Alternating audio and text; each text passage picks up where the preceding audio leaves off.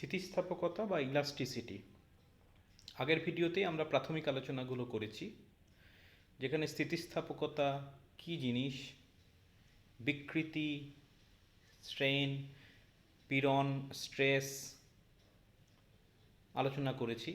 হুকের সূত্র হয়েছিল যেটা বলছে within elastic limit stress is proportional to strain, অর্থাৎ একটা নির্দিষ্ট সীমা পর্যন্ত পীড়ন এবং বিকৃতি পরস্পর সমানুপাতিক।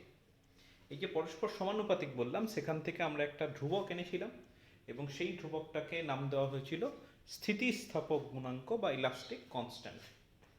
এবং এটা আলোচনা হয়েছিল যে আমরা কি ধরনের বিকৃতি ঘটাবো কোনো একটা বস্তুতে, বা একটা বস্তুর মধ্যে বল প্রয়োগের ফলে কি ধরনের বিকৃতি সৃষ্টি হবে তার উপর ভিত্তি করে বিকৃতি বা পীড়ন আলাদা রকমের হবে, এবং একইভাবে আমি বলতে পারি স্থিতিস্থাপক গুণাঙ্কগুলোও আলাদা হবে। আগের আলোচনাতে আমরা একটা বস্তুর দৈর্ঘ্য বরাবর যদি বিকৃতি হয়, লঙ্গিচুডিনাল স্ট্রেন বা লঙ্গিচুডিনাল স্ট্রেস হয়, তাহলে সেক্ষেত্রে সেই স্থিতিস্থাপক গুণাঙ্ককে নাম দেওয়া হয়েছিল ইয়ং গুণাঙ্ক, ইয়াংস মডিউলাস। আচ্ছা, আজকে আমরা আরও দুটো টাইপের গুণাঙ্ক বা আরও দুটো আলাদা টাইপের পীড়ন ও বিকৃতি নিয়ে আলোচনা করব। প্রথমেই যেটা নিয়ে আলোচনা করব সেটা হচ্ছে আয়তন বিকার গুণাঙ্ক। তাহলে আয়তন বিকার গুণাঙ্ক যদি আমাকে করতে হয়, তাহলে আমাকে প্রথমে করতে হবে আয়তন বিকৃতি, ভলিউম স্ট্রেন, তারপরে আসবে আয়তন পীড়ন, ভলিউম স্ট্রেস, আর তারপর লাস্টে আয়তন বিকার গুণাঙ্ক, এটাকে বলা হয় বাল্ক মডিউলাস। Bulk modulus. তাহলে প্রথমে আলোচনা করা যাক আয়তন বিকৃতি এবং আয়তন পীড়ন। খুব সিম্পল ব্যাপার, যে আমার কাছে এমন একটা বস্তু আছে যেটা হচ্ছে 3 ডাইমেনশনাল। সাপোজ এরকম একটা রাবারের বেলুন আছে। রাবারের বেলুন মানে কি, সে নির্দিষ্ট একটা আয়তন দখল করে আছে। আমি যদি না 3 ডাইমেনশনাল ব্যাপারটা না নিয়ে আসি, তাহলে সেক্ষেত্রে তার আয়তন সম্পর্কে আমি কথা বলতে পারি না। একটা 2 ডাইমেনশনাল বডির আর যাই হোক আয়তন হয় না, সেই জন্য আমার একটা 3 ডাইমেনশনাল বডি নেওয়া হলো, যার আয়তন ক্যাপিটাল ভি। এবার আমি কি করলাম, ওই বস্তুটাকে রাবারের বল যেটা বলছিলাম, সেটাকে চারদিক থেকে চাপ প্রয়োগ করলাম। সাপোজ আমি পি পরিমাণ চাপ প্রয়োগ করলাম। এবার যখনই আমি চাপ প্রয়োগ করব, ইট ইজ এক্সপেক্টেড যে এর আয়তনটা কমে যাবে। আমি ধরে নিলাম চাপ প্রয়োগের ফলে বস্তুটা এই রকম দেখতে লাগলো। ঠিক আছে, এই যে আয়তন কমে গেল, আমি ধরে নিলাম এই অবস্থায় বস্তুটার আয়তন ভি মাইনাস স্মল ভি। অবশ্যই কিছুটা কমবে। তাহলে এখানে কতটা আয়তন কমলো, আমি এখানে লিখতে পারি যে চাপ প্রয়োগের ফলে বস্তুটির আয়তন হ্রাস কত হচ্ছে, স্মল ভি। ঠিক আছে, তাহলে স্মল ভি পরিমাণ আয়তনের হ্রাস হচ্ছে যখন আমি পি চাপ প্রয়োগ করছি। তাহলে সেক্ষেত্রে আয়তন বিকৃতি কি হবে, আয়তন বিকৃতি ভলিউম স্ট্রেন কি হবে, small V by capital V. মানে বিকৃতির সংজ্ঞাই বলা হয়েছিল যে কতটা পরিবর্তন হচ্ছে ডিভাইডেড বাই প্রাথমিক রাশি। তাহলে আয়তনের কথা বলছি, আয়তন কতটা পরিবর্তন হয়েছে, স্মল ভি, প্রাথমিক কত ছিল, ক্যাপিটাল ভি। আচ্ছা, এবার চলে এসো পীড়ন। এটাকে আমি কি বলেছি, এটাকে কিন্তু বলেছি চাপ, এটা কিন্তু বল নয়, ইট ইজ আ প্রেসার। এবার তুমি খেয়াল করে দেখো, প্রেসার মানেই হচ্ছে তোমার ফোর্স বাই এরিয়া। আচ্ছা, আবার ফোর্স বাই এরিয়া মানেই হচ্ছে পীড়ন বা স্ট্রেস। তাহলে দুটো মোটামুটি একই জিনিস। তাহলে এখানে যেটা এফ বাই এ বলছি বা পি বলছি, সেটাই এখানে পীড়নের কাজ করবে। ঠিক আছে, এখানে আলাদা করে ফোর্স বাই মানে ক্ষেত্রফল দিয়ে ভাগ করার দরকার নেই, যেটা আগের ক্ষেত্রে হচ্ছিল। আগের ক্ষেত্রে বল দিয়ে রিপ্রেজেন্ট করেছিলাম, যে একটা বস্তুর উপর দৈর্ঘ্য বরাবর বল প্রয়োগ করলাম, কিন্তু এখানে পরিষ্কার বলছে আমি চাপ প্রয়োগ করছি। এবার চাপের ডেফিনিশন থেকে আমি দেখতে পেলাম চাপ মানেই হচ্ছে অ্যাকচুয়ালি পীড়ন। তাহলে সেক্ষেত্রে আমি লিখতে পারি যে এক্ষেত্রে আয়তন পীড়ন ভলিউম স্ট্রেস সেটাই চাপের কাজ করবে। ঠিক আছে, এবার এখানে একটু বলে রাখি যে আমরা সবসময় ডিফারেন্সিয়েশন বা অবকলন দিয়ে প্রকাশ করতে চাই। তাহলে এখানে আমি কিন্তু এই পরিবর্তনটাকে এখানে আমি বলতে পারি ডিভি, সেক্ষেত্রে ডিভি বা পি ক্যাপিটাল ভিও বলতে পারো। সেক্ষেত্রে এই রাশিটাকে লেখা যায় ডিভি বাই ভি। ঠিক আছে, আর আমি যে চাপটা প্রয়োগ করছি সেই চাপটাকে লেখা যায় ডিপি রূপে। তাহলে এক্ষেত্রে আমি বলতে পারি যে আয়তন বিকার গুণাঙ্ক সেটাকে ইন জেনারেল ক্যাপিটাল কে দ্বারা প্রকাশ করা হয়, বাল্ক মডিউলাস। তাহলে এটাকে লিখতে পারি আয়তন পীড়ন বাই আয়তন বিকৃতি বাই ডেফিনিশন, একটা নির্দিষ্ট লিমিটের মধ্যে within elastic limit the ratio of volume stress and volume strain is known as bulk modulus, অর্থাৎ নির্দিষ্ট স্থিতিস্থাপক সীমার মধ্যে আয়তন পীড়ন ও আয়তন বিকৃতির অনুপাতকে আয়তন বিকার গুণাঙ্ক বলে। তাহলে এটা পড়ে থাকছে পি আর বিকৃতি পড়ে থাকছে small V by capital V. ঠিক আছে, এখানে কিন্তু মনে রাখবে এখানে একটা মাইনাস সাইন দেওয়া হয়। কেন মাইনাস সাইন দেওয়া হয় সেটা একটু বলি। যেটা তো একটা ভগ্নাংশ, লব আছে হর আছে, যদি কোনো ভগ্নাংশের ক্ষেত্রে এই ধরনের ঘটনা ঘটে যে লব বৃদ্ধি করলে হর হ্রাস পাচ্ছে, তুমি এখানে দেখো চাপ যত বৃদ্ধি করব স্মল ভিটা তত কমবে, মানে এটা কমবে হ্রাসটা। তাহলে সেক্ষেত্রে মানে একটা বৃদ্ধি করলে আরেকটা হ্রাস পাচ্ছে, তুমি এইভাবে ভাবো যে আমি চাপ যত বৃদ্ধি করছি আয়তন তত হ্রাস পাচ্ছে। তাহলে উপরের রাশিটা হচ্ছে চাপ, নিচের রাশিটা হচ্ছে আয়তন। তাহলে যেহেতু লবটা বাড়ালে হরটা কমছে বা লবটা কমালে হরটা বাড়ছে, যদি এই ধরনের ব্যাপার হয় তাহলে সেই ভগ্নাংশের আগে একটা করে মাইনাস সাইন দিতে হয়। তাহলে সেক্ষেত্রে আমি বলতে পারি আয়তন বিকার গুণাঙ্ক কে ইকুয়াল টু হয়ে গেল minus P capital V by small V. এটা কিন্তু একটু খেয়াল রেখো, স্মল ভি না ক্যাপিটাল ভি কোনটা উপরে থাকবে কোনটা নিচে থাকবে এটাকে একটু খেয়াল রেখো। তো তোমাকে মুখস্থ করার দরকার নেই, তুমি এই ফর্মটা মনে রাখবে যে আমি আয়তন পীড়ন বাই আয়তন বিকৃতি করব। উপরে পি থাকবে আর নিচে থাকবে বিকৃতি, বিকৃতি মানে always small V by capital V. এবার ক্যালকুলেশন করলে তোমার এটা আসবে। আচ্ছা, এবার যেটা বলছি যদি ডিফারেন্সিয়েশন দিয়ে রিপ্রেজেন্ট করতে চাই তাহলে সেক্ষেত্রে আমার এটা কি হবে, মাইনাস উপরে হয়ে গেল ডিপি নিচে হয়ে গেল ডিভি বাই ভি। তাহলে এটাকে অনেক সময় এইভাবে লেখা হয় যে a equal to minus V DP by DV. Differentiation তোমরা শিখে গেছো, অনেক ক্ষেত্রে কিন্তু তোমাকে ডিফারেন্সিয়েশন করেও বাল্ক মডিউলাস নির্ণয় করতে দিতে পারে। তুমি খেয়াল রেখো যে বাল্ক মডিউলাস মানে কিসের সঙ্গে কি, মানে কার সাপেক্ষে কার ডিফারেন্সিয়েশন, ভি এর সাপেক্ষে পি এর ডিফারেন্সিয়েশন হবে আর আগে একটা ক্যাপিটাল ভি দিয়ে গুণ হয়ে যাবে। ঠিক আছে, তাহলে এই গেল তোমার বাল্ক মডিউলাস। বাল্ক মডিউলাস কি, তার রাশিমালা, সেই সম্পর্কে আলোচনা করলাম। এখন প্রশ্ন আসবে যে বাল্ক মডিউলাস তাহলে এর একক কি হবে। তো এখান থেকেই তুমি বুঝতে পারছো, আগের দিনের আলোচনা থেকেও তুমি খেয়াল করতে পারবে যে কে ইকুয়াল টু হচ্ছে একটা রেশিও, যেখানে নিচেরটা হচ্ছে আয়তন বিকৃতি এবং আয়তন বিকৃতির কিন্তু কোনো একক হয় না। তাহলে এটার একক কিভাবে আসবে, পীড়নের একক। সেটা তুমি স্থিতিস্থাপক গুণাঙ্কের যখন একক করেছিলাম সেখানেও আলোচনা করা হয়েছিল যে স্থিতিস্থাপক গুণাঙ্কের একক সবসময় পীড়নের এককের সঙ্গে সমান। যেহেতু এটা পীড়ন আর বিকৃতির অনুপাত এবং বিকৃতির কোনো একক নেই, তাহলে সেক্ষেত্রে এটা সবসময় পীড়ন আর বিকৃতির অনুপাত হবে। তাহলে কে এর একক হচ্ছে পীড়নের একক। পীড়ন মানে হচ্ছে বল বাই ক্ষেত্রফল, তাহলে নিউটন বাই মিটার স্কয়ার, অথবা তুমি সাজিয়ে বলতে পারো ডাইন পার সেন্টিমিটার স্কয়ার। তাহলে এই দুটো হচ্ছে তোমার আয়তন বিকার গুণাঙ্কের একক। তাহলে একই রকম ভাবে তোমাকে যদি মাত্রা বের করতে বলে তাহলে এটা হয়ে যাবে m l to the power -1 t to the power -2। ঠিক আছে, m l to the power -1 t to the power -2। এটা সব স্থিতিস্থাপক গুণাঙ্কের ক্ষেত্রেই প্রযোজ্য। আয়তন বিকার গুণাঙ্ক এটা স্থিতিস্থাপক গুণাঙ্ক, সুতরাং এটারও মাত্রা হবে m l to the power -1 t to the power -2। বুঝছে? আচ্ছা, যখনই আয়তন বিকার গুণাঙ্ক হয়ে গেল এর সঙ্গে সঙ্গে আরেকটা রাশি একদম সঙ্গে সঙ্গে চলে আসে, যেটাকে বলা হয় কম্প্রেসিবিলিটি, বাংলায় বলা হয় সংনম্যতা। আচ্ছা, এটা কিন্তু কোনোভাবেই স্থিতিস্থাপক গুণাঙ্কের মধ্যে পড়ছে না, এটা একটা রাশি যেটা দিয়ে আমরা রিপ্রেজেন্ট করে থাকি অনেক কিছুই। এটা হচ্ছে সংনম্যতা বা কম্প্রেসিবিলিটি। আচ্ছা, সংনম্যতা কাকে বলে তুমি মনে রাখবে, সংনম্যতা বলতে বোঝায় আয়তন বিকার গুণাঙ্কের অনন্য। It is the reciprocal of bulk modulus. খুব সিম্পল কথা যে আমি বাল্ক মডিউলাস নির্ণয় করলাম, বাল্ক মডিউলাস নির্ণয় করার পর যেটা পেলাম সেটাকে যদি আমি উল্টে দিই, মানে লবটাকে হর হরটাকে লব, যেটাকে আমরা অনন্যক বলে থাকি, তাহলেই সেক্ষেত্রে আমি বলতে পারি সেটাকে বলবো সংনম্যতা। তাহলে তোমাকে যদি রাশিমালা করতে হয় সংনম্যতা, তাহলে এটা বলতে পারো সংনম্যতা হয়ে যাচ্ছে minus V by P into V, অথবা তুমি এইভাবেও সাজাতে পারো যে 1 by V with a minus sign DV by DP. ঠিক, গোটা ব্যাপারটা উল্টে গেল। তাহলে সেক্ষেত্রে পড়ে থাকছে সংনম্যতা ইকুয়াল টু এই রাশিগুলো। একক যদি বের করতে বলে সেটাও একই রকম ভাবে হবে, যে নিউটন পার মিটার স্কয়ার ছিল, তাহলে metre square newton to the power -1, অথবা তুমি বলতে পারো centimetre square sin to the power -1। আর মাত্রা তুমি একই ভাবে করে দিতে পারো m to the power -1 l t square.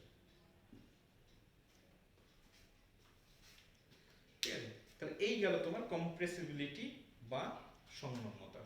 তাহলে দুটো টাইপের বিকৃতি, পীড়ন এবং স্থিতিস্থাপক গুণাঙ্ক আমরা আলোচনা করলাম। একটা ছিল অনুদৈর্ঘ্য বা longitudinal strain, longitudinal stress, Young's modulus. আর এটা হয়ে গেল তোমার ভলিউম স্ট্রেন, ভলিউম স্ট্রেস, আর একটা হয়ে গেল বাল্ক মডুলাস।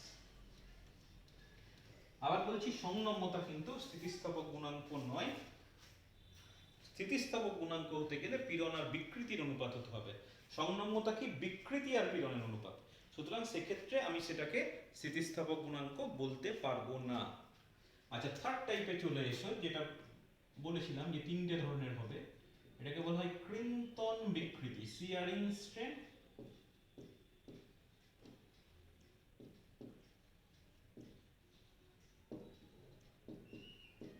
ক্রিন্তন পীড়ন,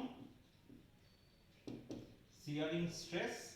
আর এক্ষেত্রে যে গুণাঙ্কটা হয় সেটাকে বলা হয় দৃঢ়তা গুণাঙ্ক, মডিউলাস অফ রিজিডিটি। সাধারণত এই ধরনের একটা সিম্বল দিয়ে প্রকাশ করা হয়, এটাকে বলা হয় ইটা। এই আলফা বিটা গামা যেমন হয়, এটাও একটা গ্রিক লেটার, এটাকে বলা হয় ইটা। আর এবার বলছি এন এর মতো লেজটাকে একটু লম্বা করতে হবে। যদি অসুবিধা হয় তুমি দৃঢ়তা গুণাঙ্ককে এন দিয়েও প্রকাশ করতে পারো, তাতেও কোনো অসুবিধা নেই। ঠিক আছে, আপাতত এটাকে আমি নিলাম না, আমি সাপোজ দৃঢ়তা গুণাঙ্ককে এন দিয়ে রিপ্লেস করব। তবু জানিয়ে রাখলাম এটাকে কিন্তু ইটা দিয়ে ইন জেনারেল প্রকাশ করা হয়। আচ্ছা, দৃঢ়তা গুণাঙ্ক ব্যাপারটা কি? তো দৃঢ়তা গুণাঙ্ক বলতে গেলে বলতে হবে যে উইদিন ইলাস্টিক লিমিট, একটা স্থিতিস্থাপক সীমার মধ্যে ক্রিন্তন পীড়ন ও ক্রিন্তন বিকৃতির অনুপাতকে আমরা বলতে পারি দৃঢ়তা গুণাঙ্ক। তাহলে আমার প্রশ্ন আসছে, ক্রিন্তন বিকৃতি, ক্রিন্তন পীড়ন এই ব্যাপারগুলো কিরকম? যে দৈর্ঘ্য বরাবর বুঝে গেছি, আয়তন বরাবর বুঝে গেছি, তাহলে এখানে ক্রিন্তন পীড়ন মানে নিশ্চয়ই বুঝতে পারছো একটা নতুন টাইপের।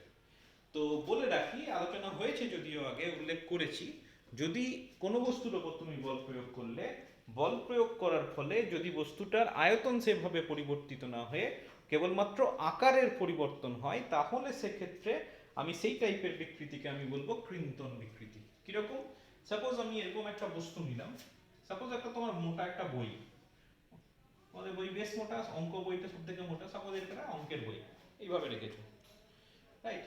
আচ্ছা, থ্রি ডাইমেনশনাল, কিন্তু আমি সবটা আঁকছি না, আঁকা সম্ভব নয়, মানে এরকম ভাবে ওই দিকের তলটা আছে, এইভাবে ওই দিকের তলটা আছে,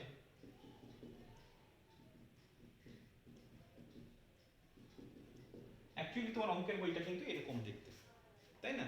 তো থ্রি ডাইমেনশনাল আমি এখানে দেখাচ্ছি না, আমি জাস্ট তোমাকে আইডিয়াটা দিলাম, জিনিসটা খেয়াল রেখো। তো এরকম মনে করো একটা থ্রি ডাইমেনশনাল অবজেক্ট আছে। এবার তুমি কি করলে, থ্রি ডাইমেনশনাল অবজেক্টটার উপরের তল বরাবর just along the upper surface তুমি একটা বল প্রয়োগ করলে, রাইট? এবার যেই তুমি বল প্রয়োগ করবে, এক্সপেক্টেড নিচের তলটায় কিন্তু কোনো বল প্রয়োগ করছো না, নিচের তলটা গ্রাউন্ডে আছে, তখন কি হবে, কিছুটা হলেও উপরের তলটা এইভাবে বেঁকে যাবে। উপরের তলটা কিছুটা হলেও, তুমি যেটা বই না, বইটা নিয়ে উপর দিকে যদি বল প্রয়োগ করো, বইটা এইভাবে বেঁকে যাবে না? এবং সাপোজ আমি ধরে নিলাম এক্ষেত্রে থিটা কোণ করলো, প্রাথমিক অবস্থানের সঙ্গে বিকৃত অবস্থানটা থিটা কোণ করলো, এক্ষেত্রে আয়তনে সেই হিসাবে কোনো পরিবর্তন হবে না, কিন্তু আকারগত পরিবর্তন হয়েছে।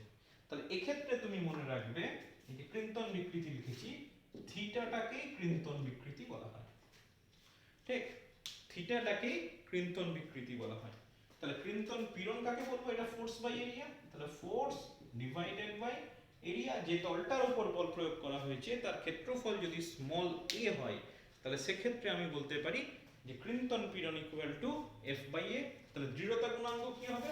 দৃঢ়তা গুণাঙ্ক হচ্ছে উইদিন ইলাস্টিক লিমিট ক্রিন্তন পীড়ন এবং ক্রিন্তন বিকৃতির অনুপাতকে আমরা দৃঢ়তা গুণাঙ্ক বলবো। তো এর একক মাত্রা ওই আগের মতোই, বাল্ক মডুলাস বা ইয়াংস মডুলাসের মতোই হবে। এখানে আর খুব বেশি আলোচনার মধ্যে গেলাম না, কারণ এটা নিয়ে খুব বেশি প্রশ্ন থাকে না। দৃঢ়তা গুণাঙ্ক দিয়ে যাবতীয় প্রশ্ন থাকে বেশিরভাগটাই তুমি বলতে পারো 70% হচ্ছে ইয়াংস মডুলাস, আর বাকি কিছুটা মাঝে মাঝে বাল্ক মডুলাস থেকেও প্রশ্ন দেয়। ক্রিন্তন বা দৃঢ়তা এই নিয়ে কিন্তু কোনো প্রশ্ন সেই হিসাবে তুমি পাবে না। যাই হোক, তিনটে টাইপের স্থিতিস্থাপক গুণাঙ্ক নিয়ে আলোচনা করলাম। এবার বলি যে আরেকটা টাইপের কনস্ট্যান্ট আমার আছে, যদিও সেটা স্থিতিস্থাপক গুণাঙ্ক নয়। ঠিক আছে, কি কনস্ট্যান্ট আছে আমি একটু আলোচনা করি। সাপোজ তোমার কাছে একটা তার আছে, ঠিক আছে, এই একটা তার, রাবারের তার হতে পারে, যে কোনো স্থিতিস্থাপক বস্তু তার আছে। সেই তারটার তুমি একটা প্রান্ত দৃঢ়ভাবে আটকে দিলে, সে দেওয়ালের সঙ্গে আটকেই হোক, যেভাবেই হোক আটকে দিলে। এবার তুমি এই বরাবর বল প্রয়োগ করলে, নিচের দিকে টানতে লাগবে। তাহলে নিচের দিকে টানলে কি হবে, বস্তুটা দৈর্ঘ্য বরাবর বাড়বে। তাহলে দৈর্ঘ্য বরাবর যখন বাড়বে, তুমি খেয়াল করে দেখবে, সাপোজ এটা দৈর্ঘ্য বরাবর কিছুটা হলেও বেড়েছে, এই যে দৈর্ঘ্য বরাবর বেড়েছে। তাহলে দৈর্ঘ্য বরাবর কতটা বেড়েছে, সাপোজ স্মল এল বেড়েছে। আমি ধরে নিলাম এটার প্রাথমিক দৈর্ঘ্য হচ্ছে ক্যাপিটাল এল। তাহলে ক্যাপিটাল এল দৈর্ঘ্যের আমি একটা তার নিলাম, সেটার একটা প্রান্ত রিজিডলি ফিক্স করলাম, একটা প্রান্ত রিজিডলি ফিক্স করে অপর প্রান্তে আস্তে আস্তে বল প্রয়োগ করতে লাগলাম। যখনই বল প্রয়োগ করব, এটা খুব এক্সপেক্টেড যে বস্তুটার অনুদৈর্ঘ্য বিকৃতি হবে, there will be some longitudinal strain. এবং লংগিটিউডিনাল স্ট্রেনটা কত হবে আমি এখান থেকে বলেও দিতে পারি, যে এখানে অনুদৈর্ঘ্য বিকৃতি বলতে যেটা বোঝায় সেটা হয়ে গেল small L by capital L, অথবা কিন্তু এইভাবে মনে রাখতে পারো, এটা হয়ে যাবে ডিএল বাই এল। রাইট, দুটো ভাবে কিন্তু রিপ্রেজেন্ট করা হয়। আমি ডিফারেন্সিয়েশনটা একই সঙ্গে বলে দিচ্ছি, যে অবকলনের টার্মে যদি প্রকাশ করতে হয় তাহলে আমি লিখব ডিএল বাই এল। সবই ঠিক আছে, কোনো অসুবিধা নেই। কিন্তু আরেকটা জিনিস খেয়াল করো, বস্তুটা যখন দৈর্ঘ্য বরাবর বেড়েছে, বস্তুটা কিন্তু ক্ষেত্রফল বরাবর বা পাশের দিক থেকে কিন্তু কমে গেছে। আমি যদি এভাবে বলি যে বস্তুটার প্রাথমিক ব্যাস ক্যাপিটাল ডি, আর অন্তিম ব্যাস মানে এইখান থেকে এইটুকু, এটা যদি capital D minus small D এইভাবে বলি, তাহলে সেক্ষেত্রে কিন্তু আমি বলবো এর কিন্তু পাশের দিকেও কিছুটা বিকৃতি ঘটেছে, এবং সেই বিকৃতিটাকে আমরা বলি পার্শ্বীয় বিকৃতি, ল্যাটারাল স্ট্রেন। এটাও কিন্তু স্ট্রেন, এবং এটাকে প্রকাশ করা হয় small D by capital D. এবং এটাকে যদি ডিফারেন্সিয়েশনের টার্মে লেখো D of capital D by D, এখানে কিন্তু ডি ইনটু ডি নয়। আশা করছি ডিফারেন্সিয়েশন শিখে গেছো, এতদিনে তোমার আইডিয়াটা পরিষ্কার। এখানে আমি যেটা বলতে চাইছি, স্মল ডি ইনটু ডি, এটা হচ্ছে ব্যাসের হ্রাস। আমি একবার লিখে দিলাম, এটা হচ্ছে ব্যাসের হ্রাস, আর এটা হচ্ছে ব্যাস, এটা দৈর্ঘ্যের হ্রাস, আর নিচেরটা হচ্ছে দৈর্ঘ্য। রাইট, তাহলে আমি কি পেলাম, যখনই একটা বস্তুর অনুদৈর্ঘ্য বিকৃতি ঘটবে, একই সঙ্গে বস্তুটার পার্শ্বীয় বিকৃতি ঘটতে বাধ্য হবেই, কারণ বস্তুটার আয়তন পরিবর্তিত হবে। ফ্রম কনজারভেশন অফ মাস বলতে পারো যে বস্তুটার যখনই দৈর্ঘ্য বরাবর বাড়বে, বস্তুটা কিন্তু ব্যাস বরাবর কমে যাবে। ঠিক আছে, তাহলে আমি একটা জিনিস দেখতে পাচ্ছি, অনুদৈর্ঘ্য বিকৃতির সঙ্গে পার্শ্বীয় বিকৃতি একদম যুক্ত হতেই হবে। তাহলে এদের মধ্যে একটা সম্পর্ক করা যেতে পারে, এবং এখান থেকে একটা সম্পর্ক করা হয় যেটাকে বলা হয়, এক নতুন কনস্ট্যান্ট আনা হয়েছে যেটাকে বলা হয় পয়সন অনুপাত। পয়সন মানে হচ্ছে বিজ্ঞানী পয়সন, বা বলা হয় পয়াসো।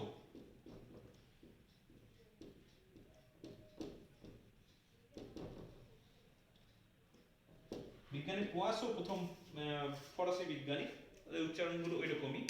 বিজ্ঞানী পয়াসো বা পয়সন প্রথম এই ধরনের একটা রেশিও সম্পর্কে ধারণা দিয়েছিলেন, তাই তার নাম অনুসারে এটাকে বলা হয় পয়াসো অনুপাত, অথবা বলা হয় পয়সন অনুপাত। এটাকে ইন জেনারেল সিগমা, এটাকে সিগমা, ওই আলফা বিটা গামা যেমন আমরা বলে থাকি, সেরকম সিগমাও একটা কিন্তু গ্রিক লেটার। আচ্ছা, সিগমা দিয়ে প্রকাশ করা হচ্ছে পয়সন অনুপাত। কাকে বলে? Sigma equal to within elastic limit পার্শ্বীয় বিকৃতি এবং অনুদৈর্ঘ্য বিকৃতির অনুপাতকে পার্শ্বীয় বিকৃতি বলে। তাহলে ম্যাথমেটিক্যালি যদি আমি বলতে চাই, এটাকে আমি লিখতে পারি small D by capital D, আর এটা পড়ে থাকছে small L by capital L. এবং এখানেও কিন্তু একটা মাইনাস সাইন আসবে আগের মতোই, কারণ দৈর্ঘ্য বরাবর বৃদ্ধি হলে ব্যাস বরাবর হ্রাস পাবে। তাহলে আমি যদি হরটাকে বাড়াতে চাই, আমার লবটাকে কমাতে হবে বা কমবে। একই রকম ভাবে তুমি যদি দৈর্ঘ্যটাকে কমাতে চাও, তাহলে কিন্তু তোমাকে ব্যাসটাকে বাড়াতে হবে। যাতে টোটাল আয়তনটা কনজার্ভ থাকে। তাহলে এখানে একটা মাইনাস সাইন আসতে বাধ্য বা আসবেই, এবং এটাকে যদি তুমি ডিফারেন্সিয়েশনের ফর্মে আছে এটাকে একটু সাজিয়ে দেওয়া যেতে পারে। এটা হয়ে যাচ্ছে l ইনটু স্মল ডি, আর এটা হচ্ছে small l into capital D.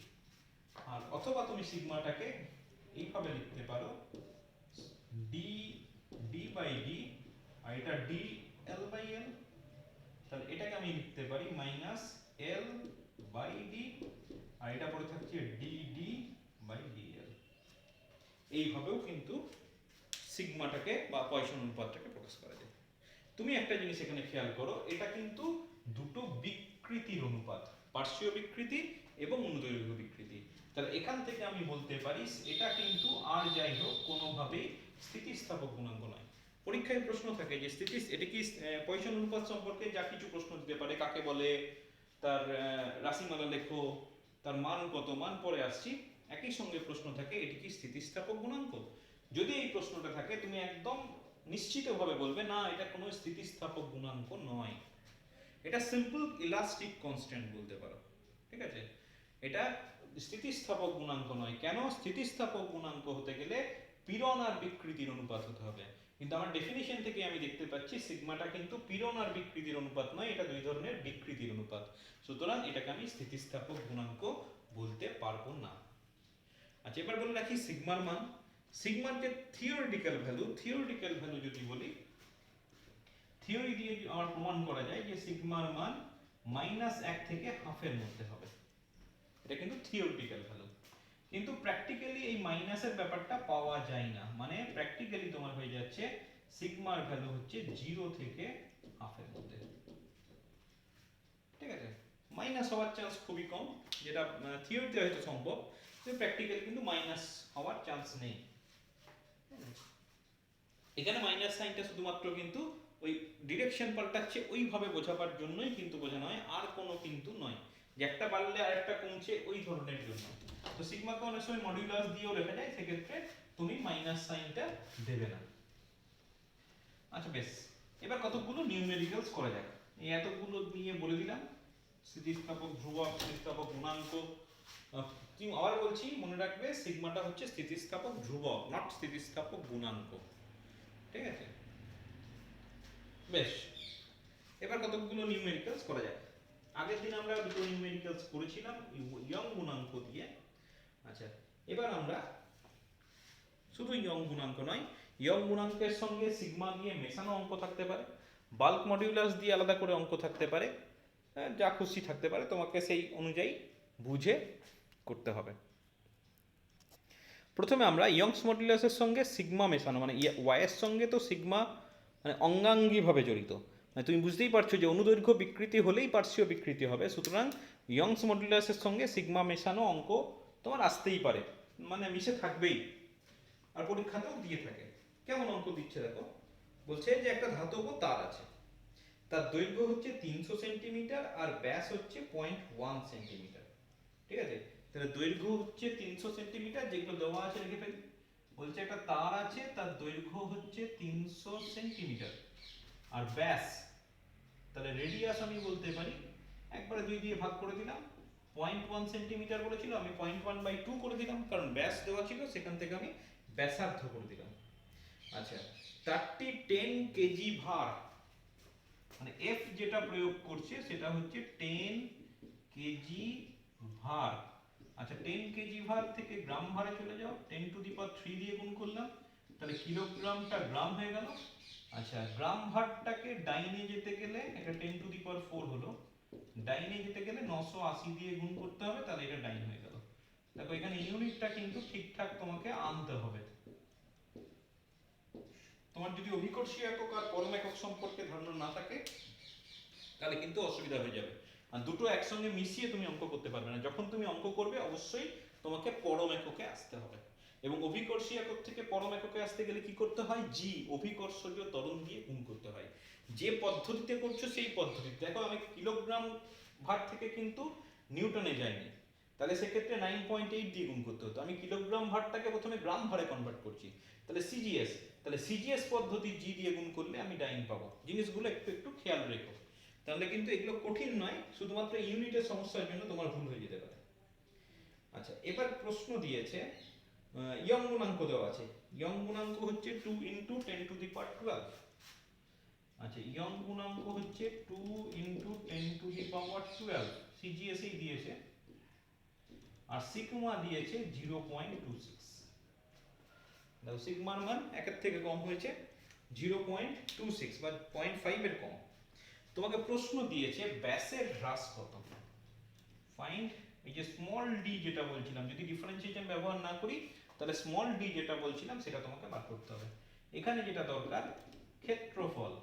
ক্ষেত্রফল মানে কিন্তু পাই আর স্কয়ার, তাহলে পাই বাই 4, এটা হয়ে যাচ্ছে 0.01 সেন্টিমিটার স্কয়ার। তাহলে ক্ষেত্রফলও পেয়ে গেলাম। ঠিক আছে, এবার তোমাকে প্রশ্ন করেছে যে ব্যাসের হ্রাস কত, তাই না? ব্যাসের হ্রাস। আচ্ছা, ব্যাসের হ্রাস ওই ব্যাপারটা আমি পাবো কোত্থেকে? ইয়াংস মডুলাসের এক্সপ্রেশনে পাবো না, আমি পাবো সিগমার এক্সপ্রেশনে। তাহলে প্রথমে আমি সিগমার এক্সপ্রেশনটা নিয়ে আসি। আমি মডুলাস দিয়ে লিখছি, এখানে মাইনাস সাইনের কোনো দরকার নেই। তাহলে সিগমা ইকুয়াল টু পড়ে থাকে small D by capital D small L by capital L. মোট মুখস্থ রাখার দরকার নেই, তুমি মনে রাখবে এটা হচ্ছে পার্শ্বীয় বিকৃতি আর অনুদৈর্ঘ্য বিকৃতি। তাহলে পার্শ্বীয় বিকৃতি মানে ব্যাসের পরিবর্তন, তাহলে উপরে হয়ে গেল ব্যাসের পরিবর্তন স্মল ডি বাই ডি, আর নিচে হচ্ছে দৈর্ঘ্যের পরিবর্তনের জন্য small L by l, capital এলটা উঠে গেল। আচ্ছা, আমার দরকার হচ্ছে স্মল ডি, তাহলে স্মল ডিটাকে আমি লিখতে পারি sigma capital D small L by capital L. এই স্মল এল ক্যাপিটাল এল গুলিয়ে ফেলো না, তাহলে এটা এক নম্বর রেখে দিলাম। আমাকে স্মল ডিটা বার করতে হবে। এবার এর মধ্যে দেখো সিগমা দেওয়া আছে, ক্যাপিটাল এল দেওয়া আছে, ক্যাপিটাল ডি মানে হচ্ছে ব্যাস। ঠিক আছে, ব্যাসটা যেহেতু কাজে লাগছে তুমি ব্যাসটা একবার লিখে দিতে পারো, ডি ইকুয়াল টু হচ্ছে 0.1 সেন্টিমিটার। তাহলে দেওয়া যেটা নেই সেটা হচ্ছে তোমার স্মল এল। তাহলে কোনোভাবে তোমাকে ওই স্মল এলটা আনতে হবে। স্মল এলটা কোত্থেকে আনবো? স্মল এলটা আমি ওয়াই এর এক্সপ্রেশন থেকে আনবো। দেখো আমার জানা আছে y equal to f by a, পীড়ন হলো, আর বিকৃতি হচ্ছে small L by capital L. তাহলে এখান থেকে স্মল এল ইকুয়াল টু আমি লিখতে পারি, আমার স্মল এলটা দরকার, এটা পড়ে থাকছে F L by A Y. দেখে নাও ক্যালকুলেশন হয়েছে। এবার প্রতিটা রাশির মান তুমি জানো। ক্যাপিটাল এফ কি? দেখো capital F equal two 98 into 10 to the power 5, right? Yes, capital L. Capital L মানে হচ্ছে 300।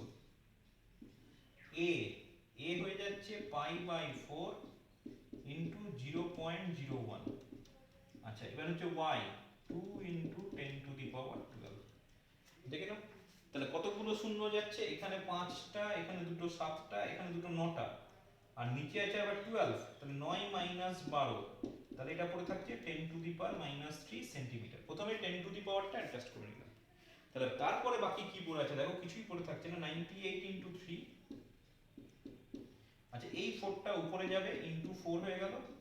নিচে পড়ে থাকছে পাই, পাই মানে 3.14, একটা এটা 1 হয়ে গেল, এটা 2 পড়ে থাকছে, তাহলে 2 দিয়ে কাটলে এটা 49 হয়ে গেল। তাহলে এখান থেকে নিশ্চয়ই আমার ক্যালকুলেশন করে স্মল এলটা বের করা এমন কিছু কঠিন ব্যাপার না। এবার স্মল এল যেটা হবে, সেই স্মল এল এর এক্সপ্রেশনটা এখানে এই স্মল এল এ বসিয়ে দিতে হবে। তাহলে এখান থেকে আমি ক্যাপিটাল ডিটা স্মল ডিটা কিন্তু বের করে নিতে পারবো। কিভাবে হবে আমি একটু করে দিই। কি ছিল? প্রথমে ছিল সিগমা, তাহলে 0.26, ক্যাপিটাল ডি 0.1, ক্যাপিটাল এল 300, ইনটু এই গোটা এক্সপ্রেশনটা তোমার ওখানে আসবে 49 ইনটু 3 ইনটু 12, তার মানে 49 into 12 into 10 to the power minus 3 divided by 3.14। Obviously এটা সেন্টিমিটার একক হবে ব্যাসের হ্রাস। এবার এটা ক্যালকুলেশন করে যেটা আসবে সেটাই তোমার উত্তর হবে। ঠিক আছে, মোটামুটি পদ্ধতি হচ্ছে এটা। যদি সিগমা আর ওয়াই দুটোর এক্সপ্রেশন ধরে তোমাকে অঙ্কটা আনতে হবে। যেহেতু ব্যাসের হ্রাস মানে সিগমার এক্সপ্রেশনই লাগবে, আর ওখানে যে এক্সপ্রেশনগুলো লাগবে সেটা ওয়াই থেকে তোমাকে বের করে নিতে হবে। এই ব্যাপারটা তুমি মাথায় রেখো। বাকিটা তোমার যদি নিউমেরিক্যালস ঠিকঠাক করতে পারো তাহলে এই অঙ্কগুলোতে অসুবিধা হওয়ার কথা নয়। তোমাকে দুটো জিনিস করতে হবে, ফার্স্ট অফ অল ইউনিটটা অ্যাডজাস্ট করতে হবে। ইউনিট নিয়ে ভালো রকমের মেশানো অঙ্ক থাকে, তাহলে ইউনিট অ্যাডজাস্ট করার পর বাকিটা হচ্ছে ক্যালকুলেশন। টেন টু দি পাওয়ার টার্মগুলো বেশ বড় বড় থাকে, -12 পর্যন্ত থাকেই, তুমি বুঝতেই পারছো।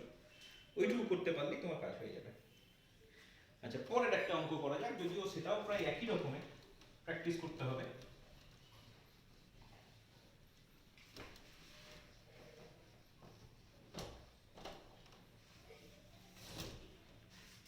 আচ্ছা, পরের অঙ্কটা কি বলছে, 200 সেন্টিমিটার দীর্ঘ এবং 2 সেন্টিমিটার ব্যাস বিশিষ্ট। তাহলে একই রকম ভাবে প্রথমেই আমার 200 সেন্টিমিটার দীর্ঘ আর 2 সেন্টিমিটার ব্যাস বিশিষ্ট, ব্যাসটা আমি লিখে রাখছি কারণ যদি সিগমার এক্সপ্রেশন থাকে তাহলে সেক্ষেত্রে আমার কিন্তু ক্যাপিটাল ডিটা কাজে লাগবে।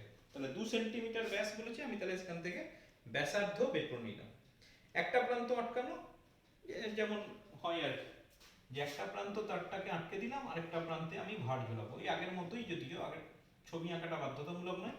এই প্রান্ত আটকে দিলাম আর এই প্রান্তে আমি বল প্রয়োগ করবো, এই হচ্ছে তোমার কেস। আচ্ছা, তারের সিগমা ও ওয়াই যথাক্রমে, আচ্ছা প্রথমেই সিগমা ওয়াই দিয়ে দিয়েছে, তাহলে সিগমা বলেছে 0.2 আর ওয়াই বলেছে 1.8 into 10 to the power plus 12 বলেন, 10 to the power plus 12 dyne per centimetre square. সবই সিজিএস এ দেওয়া আছে। এবার এটা যে এককে দেওয়া আছে আমরা সেই এককেই অঙ্ক করার চেষ্টা করব, আগের দিনও বলেছি। আচ্ছা, এবার বলছে 1000 কেজি ওজন একটি প্রান্তে ঝুলানো হলো, তার মানে অপর প্রান্তে যে এখানে যে এফটা দেওয়া হয়েছে সেই এফটা হচ্ছে 1000 কেজির জন্য, তাহলে 1000 ইনটু জি হবে। বল মানে কি, ভরটা তো আর বল নয়, ভারটা বল, ওয়েটটা হচ্ছে ফোর্স, তাহলে ওয়েট করার জন্য আমি জি দিয়ে গুণ করে দিলাম। তাহলে এটা পড়ে থাকছে 1000 কেজি বলেছে কিন্তু না, তাহলে এখানে তোমার খেয়াল রাখতে হবে 1000 কেজি, তাহলে এখানে আরেকটা 10 টু দি পাওয়ার 3 করলে গ্রাম হলো, ঠিক আছে। দরকার আমি একবার লিখলাম গ্রাম ভার, তাহলে আমার পড়ে থাকছে 10 টু দি পাওয়ার 6 ইনটু 980, তবে আমার ডাইন হলো। তাহলে আমার পড়ে থাকছে 98 ইনটু 10 টু দি পাওয়ার 7 ডাইন, ঠিক আছে। ক্রিয়াশীল বল হয়ে গেল। আচ্ছা, তোমাকে কি চেয়েছে, তোমাকে চেয়েছে পার্শ্বীয় বিকৃতি নির্ণয় করো, একই অঙ্ক প্রায়। তোমাকে বলেছে পার্শ্বীয় বিকৃতি মানে small D by capital D, গোটাটা একসঙ্গে বার করতে হবে। তাহলে একই অঙ্ক প্রায়, তাহলে আমি আবার একই রকম ভাবে এগোই, যে স্মল, এটা ছিল small D by capital D আর এটা হচ্ছে small L by capital L, আমি মডিউলাস নিয়েছি। তাহলে তোমার small D by capital D এটা পড়ে থাকছে sigma l by l, equation number 1, ঠিক আছে। তাহলে তোমার কি কি দেওয়া নেই, আমার খালি স্মল এলটা জানা নেই। দেখো সিগমা জানা আছে, ক্যাপিটাল এল জানা আছে, আমার স্মল এলটা জানা নেই। তাহলে আগের মতো করেই তোমাকে স্মল এলটা ওয়াই এর এক্সপ্রেশন থেকে টেনে নিতে হবে। ওয়াই এর এক্সপ্রেশন কি ছিল, Y equal to F by A small L by capital L. তাহলে স্মল এল ইকুয়াল টু পড়ে থাকছে F L by A Y, F equal to পড়ে থাকছে 98 into 10 to the power 7, capital L মানে হচ্ছে 200 divided by pi R square, pi into 1 square, আর Y হচ্ছে 1.8 into 10 to the power 12। তাহলে দশমিকটাকে প্রথমে অ্যাডজাস্ট করো, এখানে 7 আর 2 এ 9 আর এখানে হচ্ছে 12, তাহলে এখানে 10 টু দি পাওয়ার -3 হয়ে যাচ্ছে। আর পড়ে থাকছে দেখো 98 ইনটু 2 মানে 196, আর নিচে পড়ে আছে 22, 22 দশমিক, এটা করার দরকার নেই, এটা নিয়ে নাও 3.14 ইনটু 1.8, অবভিয়াসলি এটা সেন্টিমিটার আছে। তাহলে এই দুটো গুণ করলে কত হয়, 5 এর কাছাকাছি নাকি, 18 কে 18, 5.5 এর কাছাকাছি মোটামুটি। তাহলে এখানে এটা হয়ে যাচ্ছে স্মল এল পেলাম, তাহলে small L by capital L করতে হতো। যাই হোক, এখানে আমি একটা বাড়তি জিনিস করে ফেললাম, তোমরা যদি বুদ্ধি করে করতে পারো যে small L by capital L করে দিও, তাহলে এখানে এই 200 দিয়ে তোমার গুণ করাটার দরকার নেই, ব্যাপারটা আশা করছি বোঝা গেছে। আমার এখানে small L by capital L দরকার, তাহলে অযথা আমি স্মল এল কেন বের করবো। তাহলে এখানে তোমার কিন্তু ক্যালকুলেশনটা আরেকটু চেঞ্জ হবে, এবং সেক্ষেত্রে এটা হয়ে যাচ্ছে 98 ইনটু 10 টু দি পাওয়ার -5, আর এটা পড়ে থাকছে 1.8 ইনটু 3.14। যদি এটা 6 এর কাছাকাছি ধরি তাহলে এটা আসবে 16 point something into 10 to the power -5। তাহলে small D by capital D কত, ওই এক্সপ্রেশন এর মানটা এখানে বসিয়ে দাও, তাহলে এটা হয়ে যাচ্ছে small D by capital D হচ্ছে 0.2 ইন্টু এই গোটা ব্যাপারটা কত আছে 98 ইন্টু 10 টু দি পাওয়ার -5। এই দুটো ক্যালকুলেশন করলে প্রায় 5.5 এর কাছাকাছি আসছে, ঠিক আছে।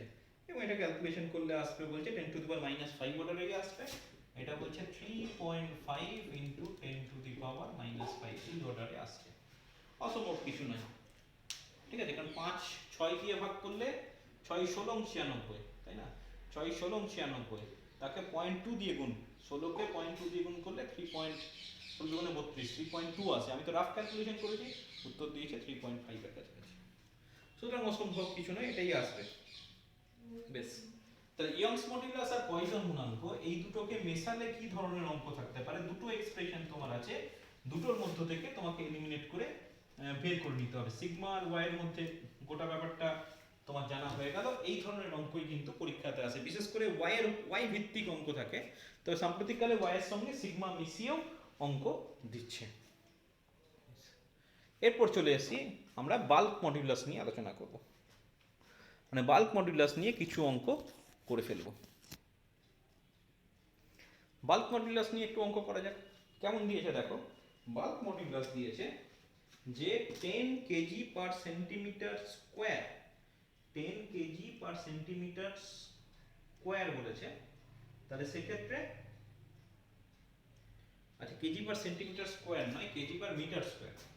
তাহলে 10 কেজি পার মিটার স্কোয়ার কি ধরনের একক দিকে দেখো, প্রেসার, এই পরিমাণ চাপ প্রয়োগ করছি, মানে বুঝতেই পারছো এটা কিন্তু আমাদের টিপিক্যাল ওই যে এককে পেতে চাইছি সেই নিউটন পার মিটার স্কোয়ার একক কিন্তু নয়, তাই না? নিউটন পার মিটার স্কোয়ার একক নয়, তাহলে ওটাকে আমাকে চেঞ্জ করতে হবে।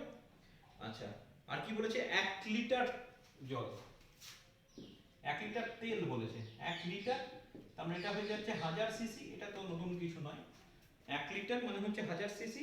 তো কি বলছে? 10 কেজি পার সেন্টিমিটার স্কোয়ার চাপ প্রয়োগ করে 1 লিটার গ্লিসারিন তার আয়তন 0.21 সিসি কমানো হলো। তাহলে এর আয়তন 0.21 সিসি কমানো হলো, ঠিক আছে। প্রশ্ন দিয়েছে কে এবং সংনম্যতা নির্ণয় করো। কে কত আর সংনম্যতা কত? সংনম্যতা ব্যাপার বের করাটা এমনকি কম্প্রেসিবিলিটি অসুবিধা নেই, ওটা আমি বের করে ফেলবো। সমস্যা হচ্ছে একক নিয়ে। তুমি কিন্তু এটাকে চেঞ্জ না করেও করতে পারো শুধুমাত্র সিজিএস এ। কারণ তুমি একটা জিনিস দেখো, কে ইকুয়াল টু বলছে যে পি নিচে হচ্ছে স্মল ভি, উপরে হচ্ছে ক্যাপিটাল ভি, তাই তো? ঠিক লিখেছি, মডুলাস নিয়ে নিয়েছি, আমি মাইনাস সাইনটা নিচ্ছি না। তাহলে এখানে দেখো ক্যাপিটাল ভি আর স্মল ভি দুটোরই একক সেম, তাহলে সিসি বাই সিসি কেটে যাবে। তার মানে পি এর যা একক হবে কে এর তাই একক হবে। সুতরাং তুমি এটাকে কনভার্ট করতেও পারো, নাও করতে পারো, সিজিএস এসআই চেঞ্জ না করলেও চলবে। তার কারণ হচ্ছে সিসি সিসি কেটে যাবে, সিজিএস সিজিএস, তাহলে এটা যেটা পড়ে থাকবে সেটাই কিন্তু উত্তর।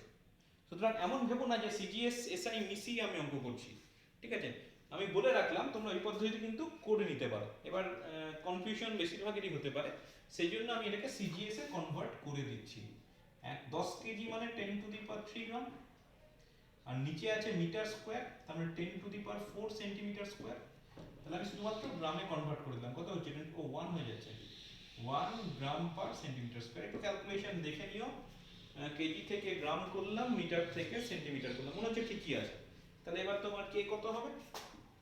K equal to P, P এর মান 1, capital V 10 to the power 3, small V 0.21। তাহলে এখান থেকে যেটা আসবে সেটাই হয়ে যাবে গ্রাম পার সেন্টিমিটার স্কোয়ার, এই ইউনিটে উত্তর। আর তুমি যদি ডাইন পার সেন্টিমিটার স্কোয়ারে যেতে চাও তাহলে গ্রামটাকে কনভার্ট করতে হবে, মানে গ্রাম ভার একটা ভাবতে পারো, 980 দিয়ে গুণ করে ওটাকে চেঞ্জ করতে হবে। অযথা চেঞ্জ করার দরকার নেই, তুমি যদি গ্রাম পার সেন্টিমিটার স্কোয়ারে করো সেটাই তুমি উত্তর। আবার বলছি তুমি কেজি পার মিটার স্কোয়ারেও কিন্তু রাখতে পারতে, কারণ এটা অনুপাত, যেহেতু অনুপাতের জন্য তোমার বাকি টার্মগুলো কেটে যাবে, কোনোটাতেই কোনো অসুবিধা হতো না। বেশ, মোটামুটি এরকমই অঙ্ক তোমার থাকে, দৃঢ়তা দিয়ে অঙ্ক থাকেও না, আমি সেজন্য আলোচনার মধ্যে গেলামই না, দরকার নেই। আচ্ছা, এইবার আমি এই স্থিতিস্থাপক যে ধ্রুবকগুলো আছে, দেখো ভালো করে শুনবে, স্থিতিস্থাপক ধ্রুবক বলছি, নট গুণাঙ্ক। আমি তাদের সবগুলোই স্থিতিস্থাপক ধ্রুবক, কিন্তু এই যে আমি বলি y k n বা ইটা আর তার সঙ্গে সিগমা সবগুলোকেই তুমি স্থিতিস্থাপক ধ্রুবক বলতে পারো, কিন্তু সবগুলোকে স্থিতিস্থাপক গুণাঙ্ক বলতে পারো না। এই তিনটে হচ্ছে স্থিতিস্থাপক গুণাঙ্ক আর সবগুলোই স্থিতিস্থাপক ধ্রুবক।